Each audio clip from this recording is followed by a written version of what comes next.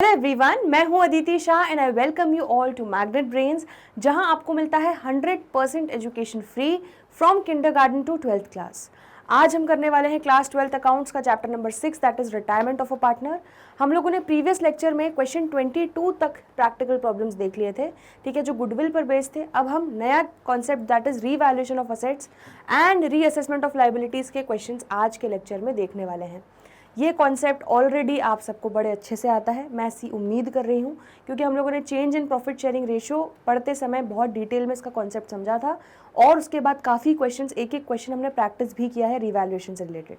तो जो वो आपने पढ़ा हुआ है रिवैल्यूएशन एडमिशन के समय सेम टू सेम अप्लाई हो जाएगा, रिटायरमेंट में सेम टू सेम अप्लाई हो जाएगा, डेथ ऑफ अ पार्टनर में, ठीक है। तो आपको कुछ भी नया नहीं सीखना है यहाँ पर, ये बिल्कुल आपका एक तरह से रिविजन की तरह हो रहा है, ठीक है। चलो तो क्वेश्चन 23 में आगे बढ़ते हैं। Sangeeta, Saroj and Shanti are partner sharing profits and losses in the ratio of 5:3:2। तीन पार्टनर्स हैं, संगीता, सरोज, शांति, तीनों का प्रॉफिट शेयरिंग रेशियो दिया हुआ है 5:3:2। शांति रिटायर्ड, शांति रिटायर हो गई and on the date of a retirement following adjustment were agreed. तो शांति रिटायर हो गई है और उसके रिटायरमेंट डेट पर फॉलोइंग एडजस्टमेंट अग्री किए गए। क्या क्या एडजस्टमेंट्स अग्री किए गए? Value of furniture is to be increase by 12,000, furniture की वैल्यू को बढ़ाना है 12,000 से। Value of stock to be decrease by 10,000, stock की वैल्यू को डिक्रीज करना है 10,000 से। Machinery of the book value of ₹50,000 is to be reduced by 10%, तो 10% से मशीनरी की वैल्यू को गिराना है। Provision for doubtful debts at the rate 5% is to be created on debtors of book value of 40,000। तो 40,000 के debtors पे हमें 5% का प्रोविजन क्रिएट करना है डाउटफुल डेट्स का। अनरिकॉर्डेड इन्वेस्टमेंट वर्थ ₹10,000, ठीक है, and an item of 1,000 included in bills payable is not likely to be claimed, hence should be written back. तो ये सारे एडजस्टमेंट दिए हैं, इसके लिए हमें क्या करना है? सिर्फ और सिर्फ जर्नल एंट्रीज पास करनी है। यहाँ पे कोई भी रीवैल्यूएशन अकाउंट बनाने का नहीं बोला है, लेकिन रीवैल्यूएशन से रिलेटेड जर्नल एंट्रीज क्या क्या होंगी वो हमें यहाँ पर पास करनी है। चलो तो बहुत ही ईजी क्वेश्चन है, आ जाते हैं सोल्यूशन पे। यहाँ पर हम जर्नल एंट्रीज कर लेते हैं, ठीक है। First, the value of furniture is to be increased by 12,000। तो फर्नीचर की वैल्यू को क्या करना है? इंक्रीज करना है 12,000 से। तो इसका मतलब क्या हो रहा है? असेट की वैल्यू बढ़ रही है,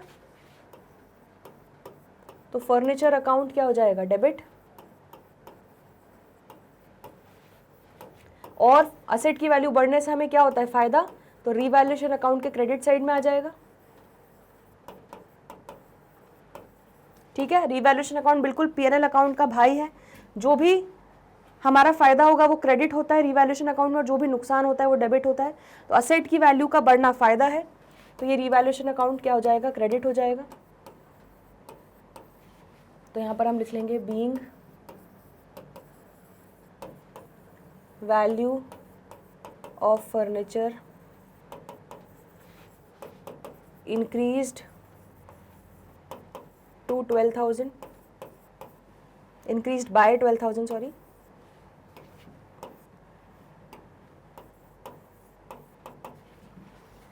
ठीक है। तो यहाँ पर हमने फर्नीचर की वैल्यू इंक्रीज कर दी 12,000 से। नेक्स्ट क्या है? Value of stock to be decreased by 10,000। अब यहाँ पे एक असेट दैट इज स्टॉक, उसकी वैल्यू को क्या करना है? डिक्रीज।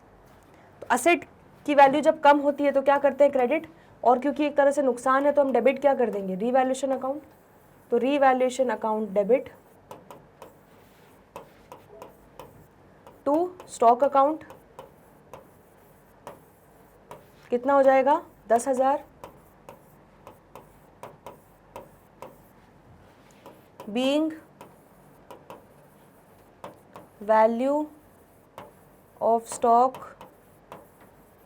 डिक्रीज्ड बाय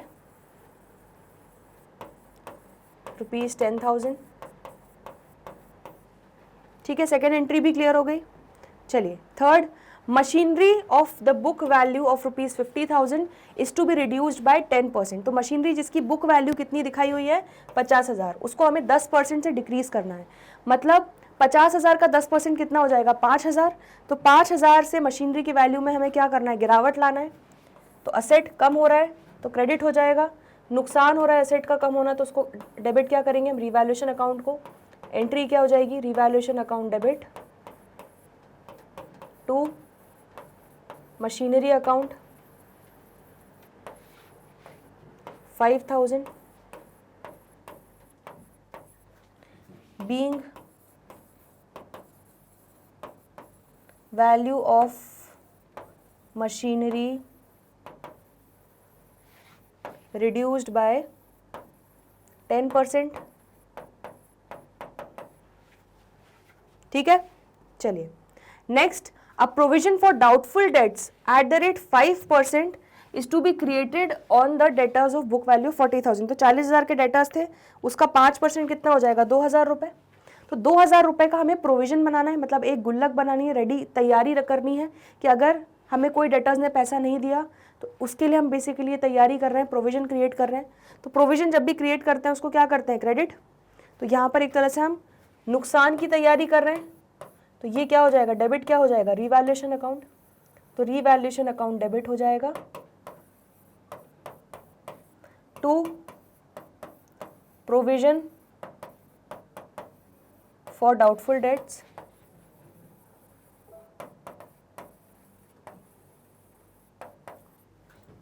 ठीक है. यहां पर हम लिख देंगे बीइंग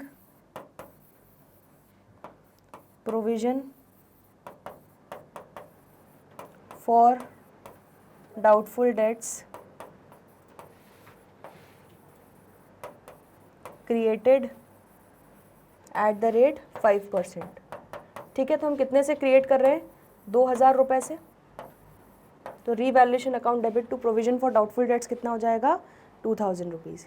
ठीक है, क्लियर हो गई चारों एंट्रीज, इसमें कोई डाउट तो नहीं है. चलिए नेक्स्ट, अनरिकॉर्डेड इन्वेस्टमेंट वर्थ ₹10,000. तो एक अनरिकॉर्डेड इन्वेस्टमेंट थी, असेट था अनरिकॉर्डेड, हमने रिकॉर्ड नहीं किया था, तो अब रिकॉर्ड कर लेते हैं. तो यहाँ पर ई क्या हो जाएगा,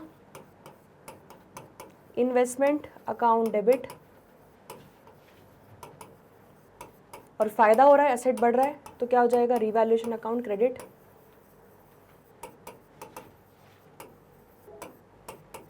कितना, 10,000 रुपये. Being unrecorded investment now recorded.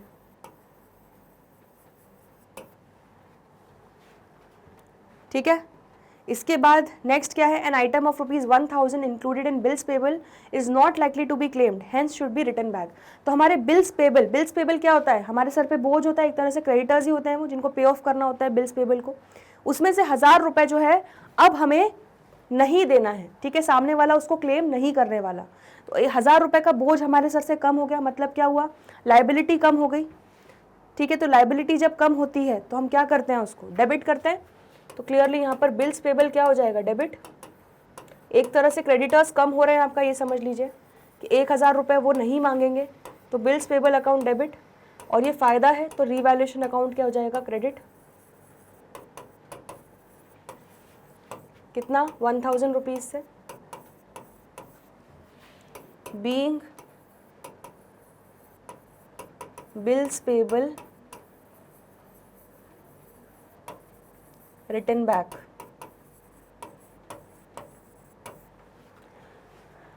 अब सारी एंट्रीज हो चुकी हैं. ठीक है, असेट्स और लाइबिलिटीज आपने सबकी एंट्रीज यहाँ पर कंप्लीट कर ली है, जो भी उनका रीवैल्यूएशन था, रीअसेसमेंट था.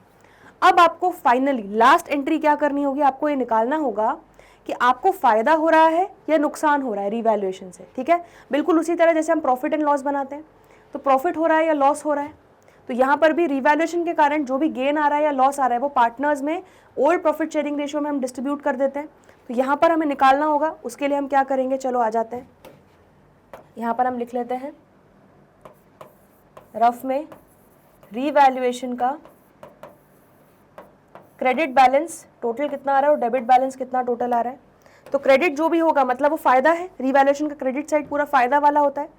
तो चलो यहाँ पर सारे क्रेडिट देख लेते हैं, कितना कितना है, 12,000 हो गया.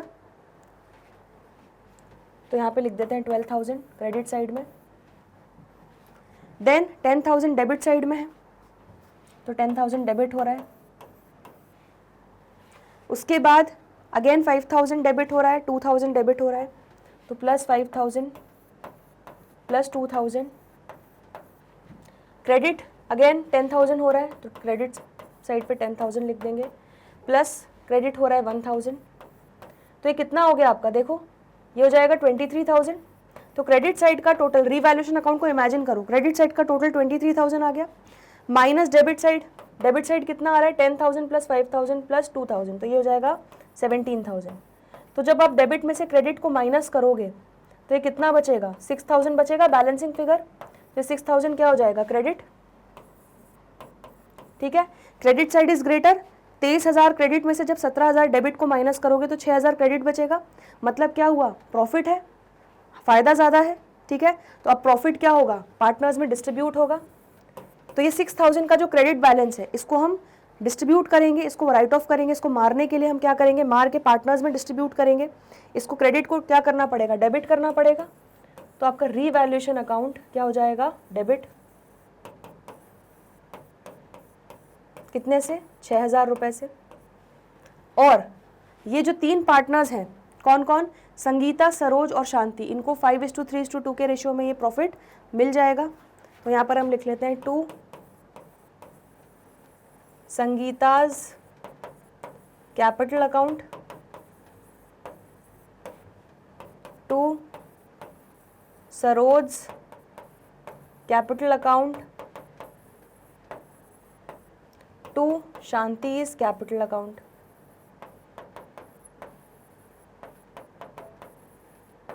ठीक है, तो यहाँ पर हम लिख लेते हैं being gain on revaluation distributed amongst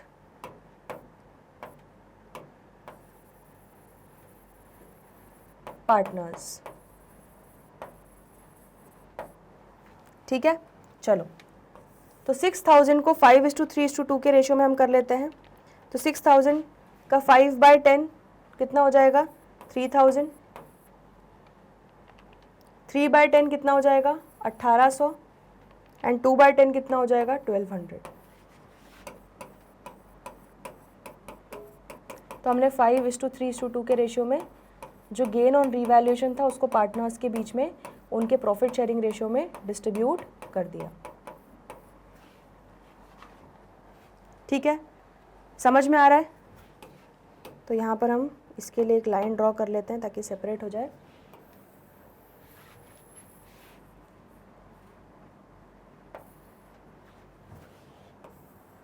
चलिए, तो इस क्वेश्चन में कोई भी डाउट हो तो पूछ लो, एक बार नोट कर लो अच्छे से, जर्नल एंट्री सारी देख लो। ठीक है, किस तरह से हमने वर्किंग की है। आगे बढ़ रहे हैं अगले क्वेश्चन पे, question number 24। A, B and C were partners sharing profits and losses in the ratio of 2:2:1। ठीक है, तो 3 पार्टनर्स हैं A, B, C, 2:2:1 के रेशियो में प्रॉफिट शेयर कर रहे हैं। अब इनमें से कौन रिटायर हो रहा है, B रिटायर हो रहा है। B retired on 31st March 2021. On the date of his retirement, some of the assets and liabilities appeared in the books were as follows. तो जिस दिन वो रिटायरमेंट ले रहा था उस दिन फर्म की असेट्स और लाइबिलिटीज कितनी दिख रही थी वो हमें दिया गया है। Creditors 70,000, building 1 lakh, plant and machinery 40,000, stock of raw materials 20,000, stock of finished goods 30,000 and debtors 20,000। तो ये सारे असेट्स एंड लाइबिलिटीज थे। Following was agreed among the partners on B's retirement. तो बी के रिटायरमेंट पे क्या क्या अग्री किया गया, building to be appreciated by 20%, plant and machinery to be reduced by 10%, a provision of 5% on debtors to be created for doubtful debts, stock of raw materials to be valued at rupees 18,000 and finished goods at rupees 35,000. An old computer previously written off was sold for 2,000 as scrap. Firm had to pay rupees 5,000 to an injured employee. Pass necessary journal entries to record the above adjustments and prepare revaluation account. तो यहाँ पर 2 चीज़ें करनी है, journal entries भी करनी है और रीवैल्यूएशन अकाउंट भी बनाना है। चलिए आ जाते हैं एक एक करके। हम सबसे पहले जर्नल एंट्रीज पास कर लेते हैं यहाँ पर।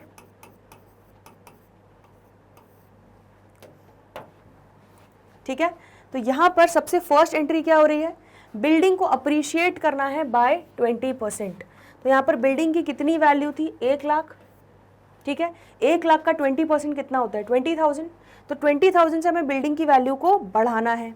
ठीक है, तो आपकी फर्स्ट एंट्री क्या हो जाएगी, असेट बढ़ रहा है तो बिल्डिंग अकाउंट डेबिट हो जाएगा, और क्योंकि असेट बढ़ रहा है तो फायदा है तो रीवैल्यूएशन अकाउंट क्रेडिट हो जाएगा।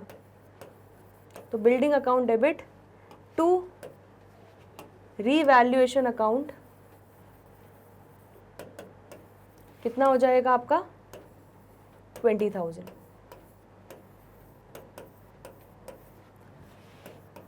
Being value of building increased by 20%। ठीक है, फर्स्ट एंट्री क्लियर हो गई। Next, plant and machinery to be reduced by 10%। तो प्लांट एंड मशीनरी एक असेट है जिसकी वैल्यू को हमें 10% से रिड्यूस करना है। तो 40,000 उसकी वैल्यू थी, 40,000 का 10% कितना हो जाएगा 4,000। तो 4,000 से हमें प्लांट एंड मशीनरी को रिड्यूस करना है, असेट की वैल्यू में गिरावट नुकसान है, तो रीवैल्यूएशन अकाउंट क्या हो जाएगा डेबिट, और असेट की वैल्यू जब भी कम होती है तो उसको करते हैं क्रेडिट, तो to plant and machinery account credit. कितना हो जाएगा ये 4,000। तो यहां पर हम लिख देंगे being value of plant and machinery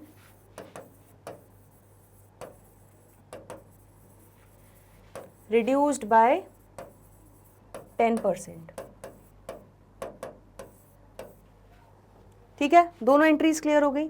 चलिए थर्ड एंट्री क्या है, a provision of 5% on debtors is to be created for doubtful debts. तो हमारे डेटर्स कितने हैं 20,000 है। ठीक है, तो 20,000 का 5% कितना हो जाएगा 1,000 रुपये। तो 1,000 रुपये के हमें क्या बनाना है, प्रोविजन क्रिएट करना है। प्रोविजन का क्या होता है, क्रेडिट बैलेंस, क्रेडिट करते हैं जब भी प्रोविजन क्रिएट करते हैं, तो डेबिट क्या हो जाएगा रीवैल्यूएशन, क्योंकि एक तरह से हम ये नुकसान की तैयारी कर रहे हैं, तो रीवैल्यूएशन अकाउंट डेबिट हो जाएगा to provision for doubtful debts account. कितना हो जाएगा ये आपका 1,000 रुपीज़। तो यहाँ पर हम नरेशन लिख देंगे being provision for doubtful debts created at the rate 5%। ठीक है, तीनों एंट्री क्लियर हो गई। चलो, stock of raw materials to be valued at 18,000। ठीक है, तो यहाँ पे स्टॉक ऑफ रॉ मटेरियल्स का वैल्यू कितना है, अभी 20,000 है, बट उसको हमें वैल्यू करना है 18,000 पे, मतलब 2,000 से उसकी वैल्यू क्या करनी है, रिड्यूस करनी है। तो यहाँ पे भी असेट कम हो रहा है तो नुकसान है, तो रीवैल्यूएशन अकाउंट क्या हो जाएगा डेबिट। तो revaluation account debit to stock of raw materials account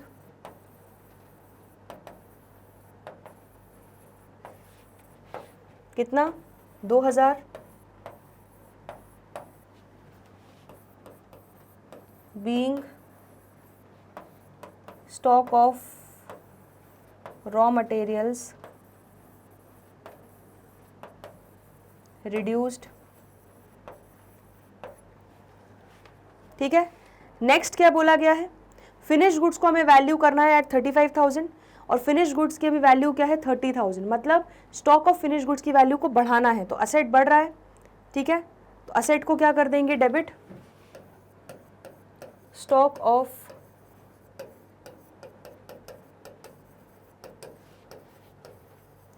finished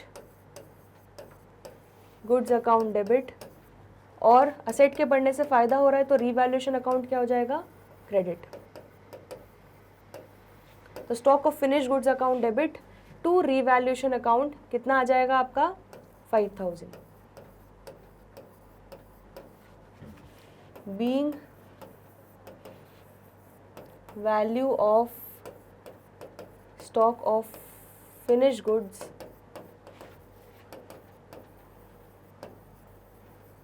increased. ठीक है, चलिए next, an old computer previously written off was sold for 2000 as scrap. तो ये ई एडजस्टमेंट है, एक काम करते हैं इसको डी में ही रहने देते हैं हम। ठीक है, डी के दो पार्ट्स हो जाएंगे। अब यहाँ पर ई वाला पार्ट है, तो यहाँ पर क्या बोल रहे हैं कि कंप्यूटर जो था उसको हमने कंप्लीटली राइट ऑफ कर दिया है।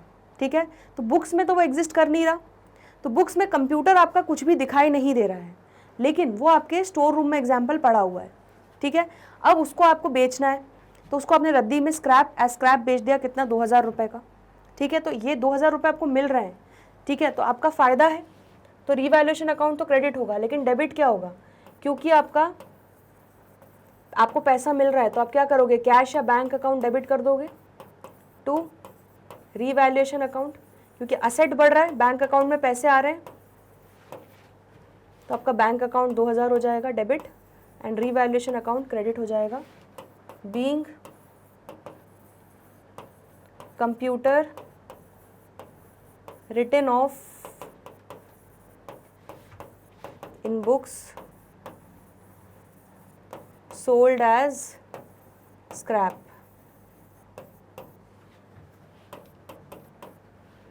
ठीक है, नेक्स्ट एंट्री हमारी क्या हो जाएगी, फर्म हैड टू पे 5000 टू एन इंजर्ड एम्प्लॉय। तो एक एम्प्लॉय इंजर्ड हो गया, फर्म को उसको 5000 रुपीज़ पे करने पड़े, तो बैंक से पैसा जा रहा है उसको पे करने में।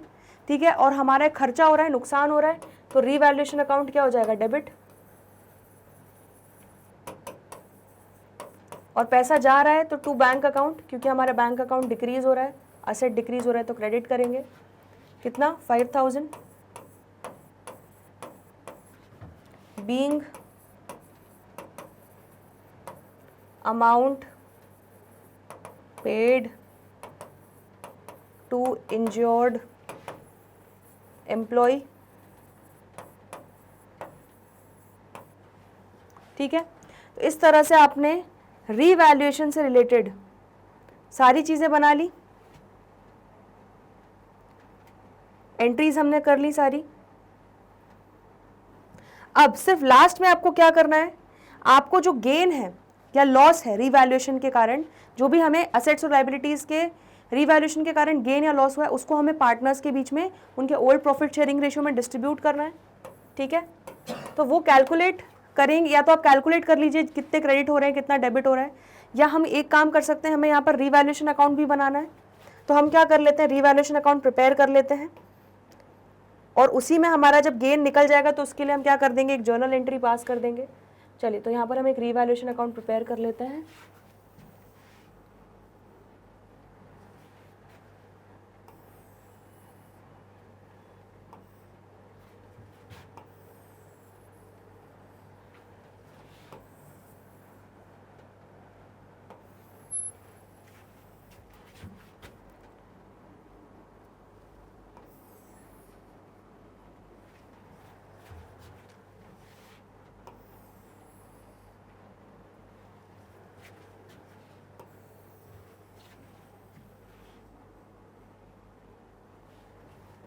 चलिए, तो यहाँ पर हम लिख लेते हैं, ये हो गया debit side, particulars rupees, particulars rupees, ये हो जाएगा आपका क्रेडिट साइड। ठीक है, और ये हो जाएगा हमारा रीवैल्यूएशन अकाउंट। चलो, अब तो बहुत इजी है रीवैल्यूएशन अकाउंट बनाना। आपने जर्नल एंट्रीज पूरी पास कर ली है, उसको देख देख के आप डायरेक्टली बस फटाफट पोस्ट करते जाओ। तो यहाँ पर रीवैल्यूएशन अकाउंट क्या हो रहा है, क्रेडिट 20,000, किसके कारण, बिल्डिंग के कारण, तो यहाँ पर हम 20,000 लिख देंगे क्रेडिट साइड में, और यहाँ पर लिख देंगे by building account.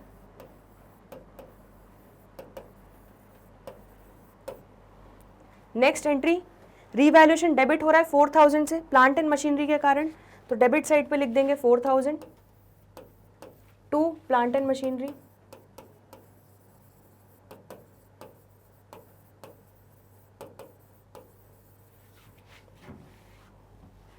Next, revaluation debit हो रहा है 1,000 से प्रोविजन फॉर डाउटफुल डेट्स के कारण, तो यहाँ पर हम लिख देते हैं 1,000 टू प्रोविजन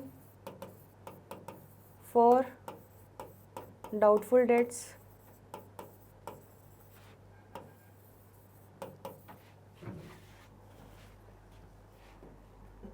ठीक है। देन डेबिट हो रहा है 2000 स्टॉक ऑफ रॉ मटेरियल्स के कारण, तो यहाँ पर डेबिट हो रहा है 2000 से to stock of raw materials,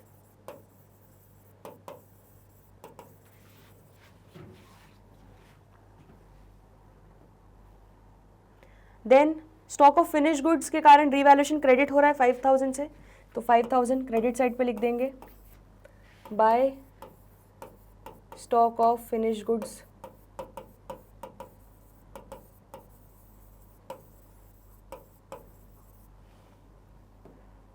ठीक है। नेक्स्ट इसके बाद रीवैल्यूएशन क्रेडिट हो रहा है 2000 से बैंक अकाउंट के कारण, तो यहाँ पर लिख देते हैं 2000 क्रेडिट बाय बैंक अकाउंट। तो क्या पैसा आया है, सेल ऑफ ओल्ड कंप्यूटर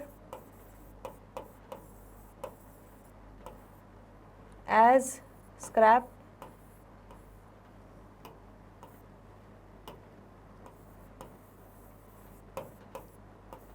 ठीक है। देन नेक्स्ट इसके बाद 5000 हमने पे किया इंजोर्ड एम्प्लॉय को, तो रीवैल्यूएशन अकाउंट क्या हो रहा है, डेबिट हो रहा है 5000 से, यहाँ पर हम लिख देंगे टू बैंक अकाउंट, तो यहाँ पर हम लिख देते हैं compensation given to injured employ,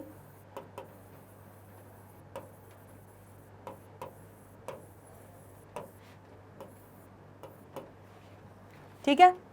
इस तरह से आपने पूरा रीवैल्यूएशन अकाउंट में जो भी पोस्टिंग थी हर असेट और लाइबिलिटी के रीवैल्यूएशन से रिलेटेड वो हमने कर ली। अब फाइनल घड़ी आ चुकी है जब हम निकालेंगे कि प्रॉफिट हुआ या लॉस हुआ। यहाँ का टोटल देखो कितना हो रहा है, 27,000 हो रहा है, ठीक है। 27,000 में से जब आप 5, 6, 7, 12,000 माइनस करोगे तो कितना बचेगा, 15,000 बचेगा। तो यहाँ पर क्लियरली 15,000 रुपीज़ का बैलेंसिंग फिगर आ रहा है, क्योंकि आपका क्रेडिट साइड ग्रेटर है, आपका फ़ायदा हुआ है 27,000 का, लेकिन नुकसान हुआ है 12,000 का, ठीक है, रीवैल्यूएशन के कारण। तो 15,000 का क्या आ जाएगा, गेन। तो यहाँ पर हम लिख देंगे to gain on revaluation,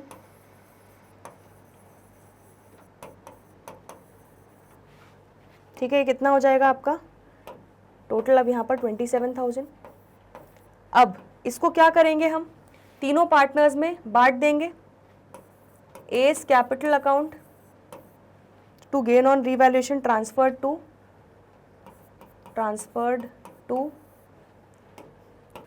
S capital account, B's capital account and C's capital account, ठीक है। इनका प्रॉफिट शेयरिंग रेशियो क्या था, ABC तीनों पार्टनर्स का 2:2:1, ठीक है। तो 15,000 को हम बांटेंगे इंटू 2/5, कितना हो जाएगा 6,000, ये भी हो जाएगा 6,000 और ये हो जाएगा 3,000, ठीक है। तो रीवैल्यूएशन अकाउंट देख लो, क्लियर हो गया। अब एक लास्ट जर्नल एंट्री जो हमने रखी हुई थी, जो हमें प्रॉफिट डिस्ट्रीब्यूशन की एंट्री करनी है, तो 15,000 आपका आ गया था गेन ऑन रीवैल्यूएशन। तो उस गेन का क्रेडिट बैलेंस है, उसको हमें मारने के लिए क्या करना होगा, डेबिट। तो रीवैल्यूएशन अकाउंट को हम क्या करेंगे, डेबिट, कितना 6,000 से, सॉरी 15,000 से, ठीक है, क्योंकि 15,000 का गेन आया है। तो रीवैल्यूएशन अकाउंट डेबिट हो जाएगा 15,000। अब इस गेन को हम ट्रांसफर करेंगे तीनों पार्टनर्स के कैपिटल अकाउंट में, तो to S capital account, to B's capital account, to C's capital account.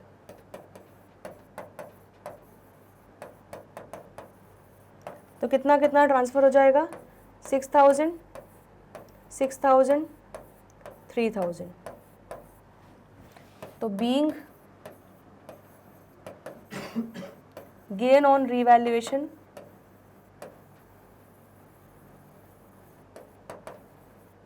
transferred to partners capital account in their old ratio.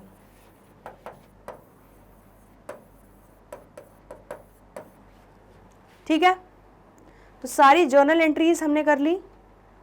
Journal entries में कोई डाउट तो नहीं है अब. और ये हमारा हो गया रीवैल्यूएशन अकाउंट. जल्दी से देख लो, इस क्वेश्चन में कोई भी डाउट हो तो पूछ लो. चलिए एक क्वेश्चन और देखते हैं. Question number 25. Puneet, Ramit and Akshit were partners sharing profits equally. तो 3 पार्टनर्स थे, तीनों का प्रॉफिट शेयरिंग रेशियो क्या था? इक्वल था. इसका मतलब 1:1:1 के रेशियो में तीनों पार्टनर्स प्रॉफिट शेयर कर रहे थे. अब अक्षित रिटायर हो रहा है 1 अप्रैल 2021 को. तो अक्षित रिटायर हो रहा है. Puneet and Ramit decided to continue the business and share profits in the ratio of 3:2. तो पुनीत एंड रमित ने क्या डिसाइड किया कि भाई अब हम अक्षित के जाने के बाद 3:2 के रेशियो में प्रॉफिट शेयर करेंगे. They also decided to give effect to the change in the values of assets and liabilities without changing their book values. ठीक है, तो क्या बोल रहे हैं कि यहाँ पर इन लोगों ने डिसाइड किया कि जो असेट्स एंड लाइबिलिटीज की वैल्यूज में जो चेंजेस आ रहे हैं, बेसिकली जो रीवैल्यूएशन हो रहा है, उसको हम इफेक्ट देंगे, लेकिन उनकी बुक वैल्यूज को चेंज किए बिना. जब भी आप रीवैल्यूएशन अकाउंट खोलते हो तो क्या करते हो? जब असेट बढ़ रहा है तो असेट अकाउंट को डेबिट करते हो, उसकी वैल्यू को ऊपर लेके जाते हो. असेट की वैल्यू डिक्रीज हो रही है तो उसको नीचे लेके जा रहे हो. तो उस केस में क्या होता है कि आप हर बार असेट या लाइबिलिटीज की जो बुक वैल्यूज है उसको चेंज कर रहे हो, जो भी आप उसका रीवैल्यूएशन है. जैसे यहाँ पर बिल्डिंग थी कितनी?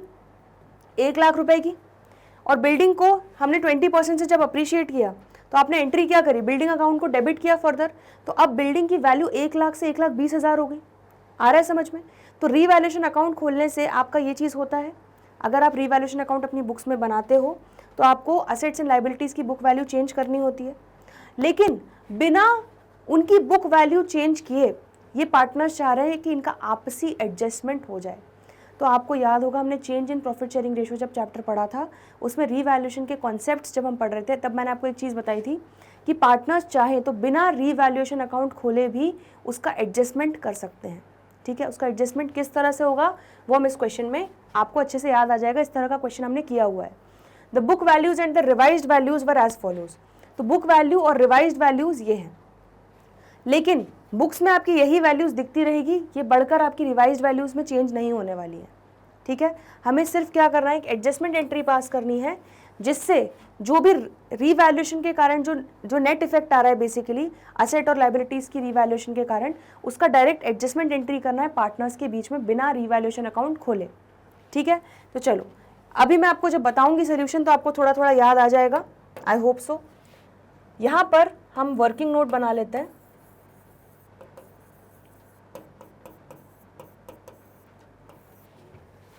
ठीक है, देखो बहुत सिंपल है, कुछ भी नहीं है. बस अब यहाँ पर क्या है, आपको रीवैल्यूएशन अकाउंट नहीं खोलना, आपको थोड़ा कान को ऐसे पकड़ो या कान को ऐसे पकड़ो, बात वही है. करने हम वही वाले हैं, लेकिन किस तरह से करेंगे ये देखो आप.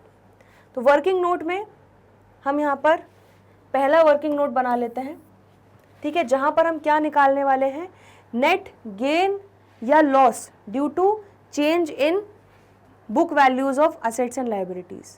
ठीक है, तो इनके चेंज होने के कारण, इनका रिवाइज वैल्यू आने के कारण क्या नेट इफेक्ट आ रहा है वो हमें निकालना है. ठीक है, तो इस तरह से लिख सकते हैं हम यहाँ पर लॉस, ठीक है, या एक्सपेंस, और ये हो जाएगा गेन या income.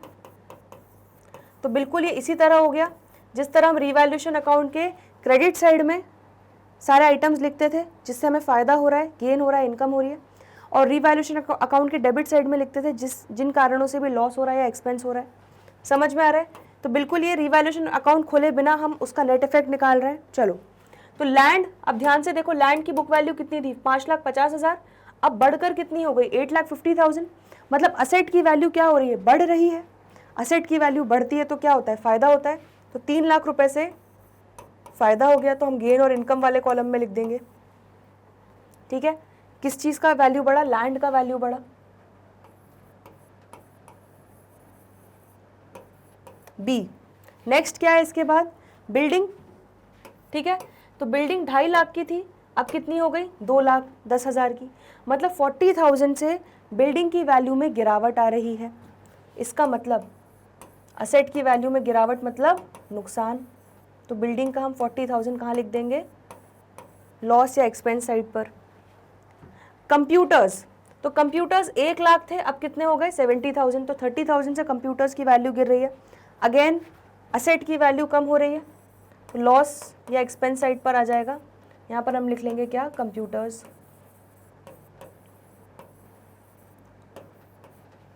Next, computer software 5 lakh के थे, अब 4 लाख के हो गए, तो कंप्यूटर सॉफ्टवेयर भी असेट है हमारा, ठीक है, तो ये भी 1 लाख से कम हो रहे हैं, इसको भी हम लॉस या एक्सपेंस साइड पर लिख लेंगे, नुकसान हो रहा है हमारा। तो कंप्यूटर सॉफ्टवेयर्स,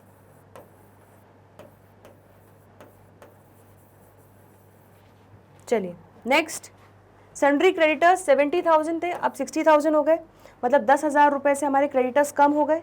तो क्रेडिटर्स या लाइबिलिटी या बोझ कम होना हमारा लिए क्या है, फ़ायदा है, तो 10,000 हम यहाँ लिख लेंगे और ये लिख लेंगे हम सन्ड्री क्रेडिटर्स।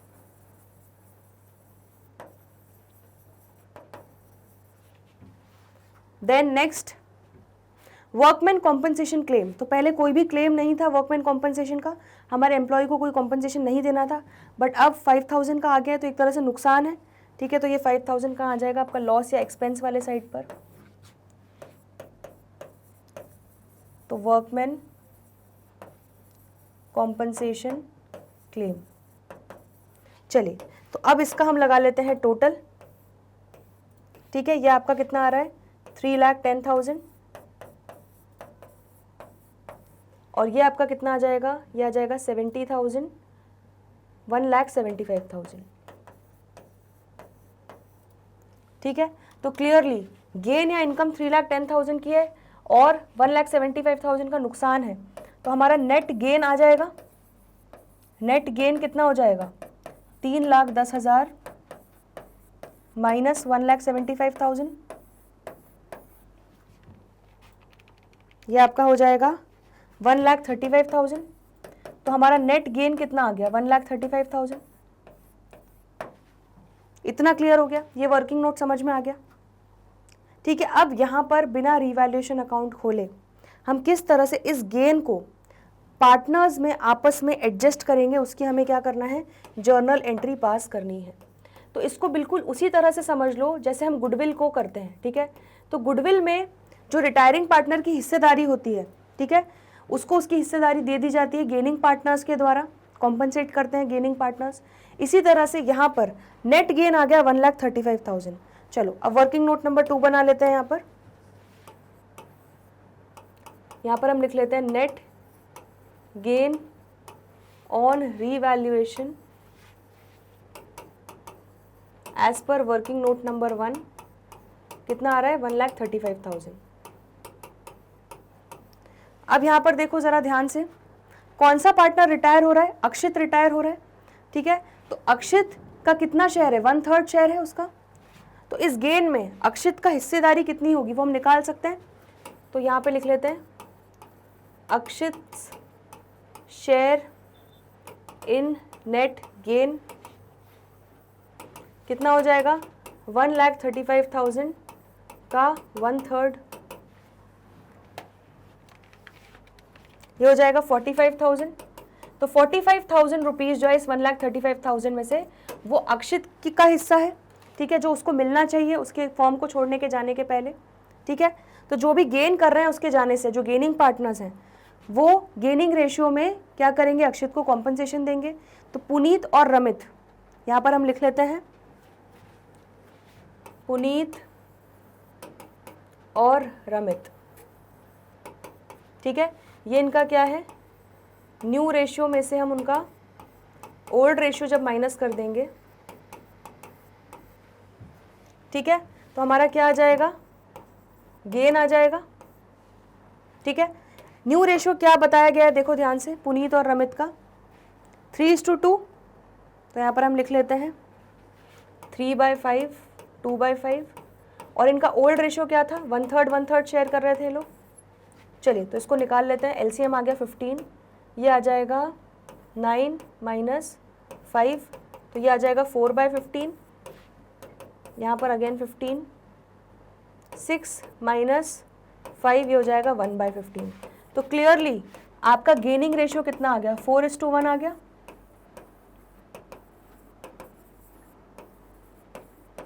ठीक है, तो यहाँ पर हम लिख लेते हैं कॉम्पनसेशन पेड बाय पुनीत। तो पुनीत कितना कॉम्पनसेशन देगा, अक्षित को 45,000 देना है, तो 45,000 4:1 के रेशियो में अब ये लोग कॉम्पनसेशन देंगे, तो 4/5 हिस्सा पुनीत देगा एंड रमित 45,000 का 1/5 हिस्सा देगा। ठीक है, तो ये कितना हो जाएगा आपका, ये हो जाएगा आपका 36,000 और ये आपका हो जाएगा 9,000। ठीक है, तो पुनीत 36,000 देगा, रमित 9,000 देगा और अक्षित को इस तरह से टोटल 45,000 मिल जाएगा। तो क्लियरली अब आप यहाँ पे जर्नल एंट्री कर सकते हो। Puneet's capital account debit, gaining partner है। Ramit's capital account debit, again ये गेनिंग पार्टनर है, टू अक्षित्स कैपिटल अकाउंट, ये रिटायरिंग पार्टनर है। ठीक है, तो 36,000 रुपीज़ पुनीत देगा, 9,000 रुपीज़ रमित देगा, तो 45,000 टोटल अक्षित को मिल जाएगा। तो यहाँ पर हम लिख लेते हैं being gain on revaluation adjusted. ठीक है, तो बिना रीवैल्यूएशन अकाउंट बनाए हमने पूरा हिसाब किताब निकाल लिया कि नेट गेन कितना आ रहा है, उसमें जो रिटायरिंग पार्टनर का कितना शेयर है वो निकाल लिया, और जो गेनिंग पार्टनर्स हैं वो रिटायरिंग पार्टनर के शेयर को सैक्रिफाइस मतलब कॉम्पनसेशन दे रहे हैं। आ रहा है समझ में उनके गेनिंग रेशियो में। चलिए आंसर देख लेते हैं यहाँ पर। Debit Puneet capital account by 36,000, Ramit's capital account by 9,000 and credit Akshit capital account by 45,000। बिल्कुल परफेक्टली ये क्वेश्चन हमारा सॉल्व हो चुका है। इसमें कोई भी डाउट हो, दिक्कत हो, परेशानी हो तो प्लीज़ पूछ लो। बहुत इजी क्वेश्चन है ये। इस तरह के क्वेश्चन हम पहले प्रीवियस चैप्टर्स में भी कर चुके हैं जो पार्टनरशिप से रिलेटेड थे। ठीक है, वर्किंग नोट्स भी क्लियर है।